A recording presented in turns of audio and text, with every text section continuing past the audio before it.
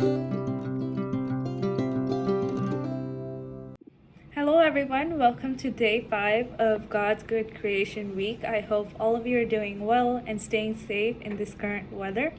So, this week we have seen how God created this world, how He created Adam and Eve, and how He knew that His creation was good. So, continuing on today for my devotional, we will be focusing on Isaiah 40 and Hebrews 11.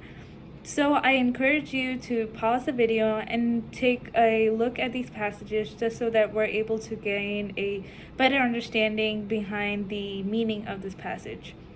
So as you know, Isaiah is written in the Old Testament and Hebrews is in the New Testament. And based on the estimated timelines for when these passages were written, there's actually a huge time gap.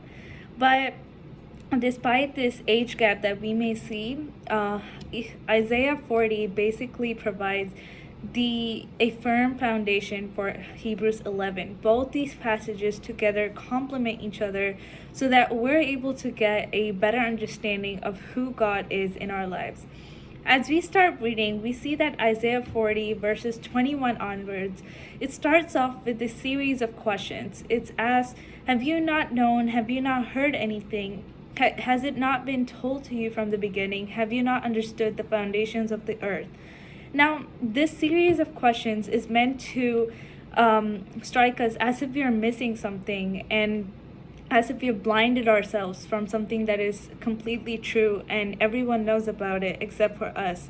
But as we go on, we see what is Isaiah talking about. We see that he's talking about God's roles and wonders in our lives, or all the things that he has done in this world. It establishes that sense of amazement that is related to how wonderful and how ever powerful our God is. And looking at the Almighty God that we have, Isaiah emphasizes the extent of his power.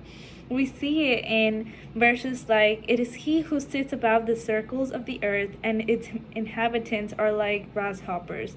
Or when we see, lift up your eyes and high and see who created these. All of these verses are basically referring back to God's creation and how powerful he is.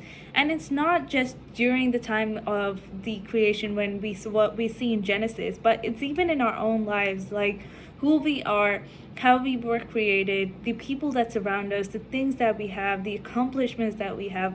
All of this is from God. And oftentimes I feel like our pride and our temptation blinds us from being able to actually have that gratitude towards God's power and the wonder of his works.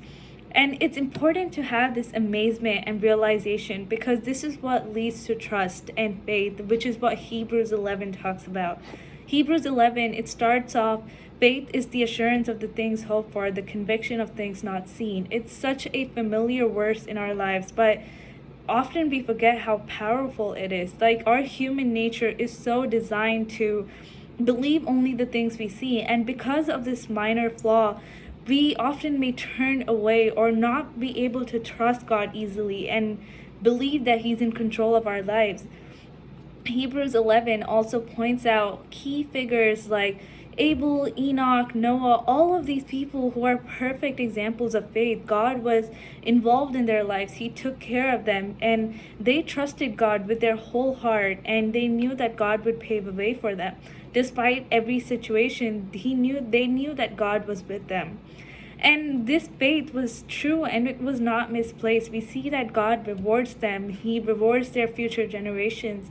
And we need to know that God will do the same for us. He sent his son for us. He created this world for us.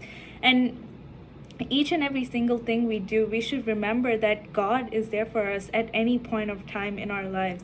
So for everything that he has given us and all the things that we have, all we need to do is to be able to close our eyes and believe that no matter what struggle or what challenge faces us at the moment, it's only temporary, because our God is the God of all circumstances, and he will always be more greater than the things that surround us or the problems that surround us. So, and at the end of the day, we will overcome these obstacles. I hope that each one of you has a blessed Lent season and is able to grow in their walk with Christ. I hope you have a wonderful day. Thank you so much for your time. Bye.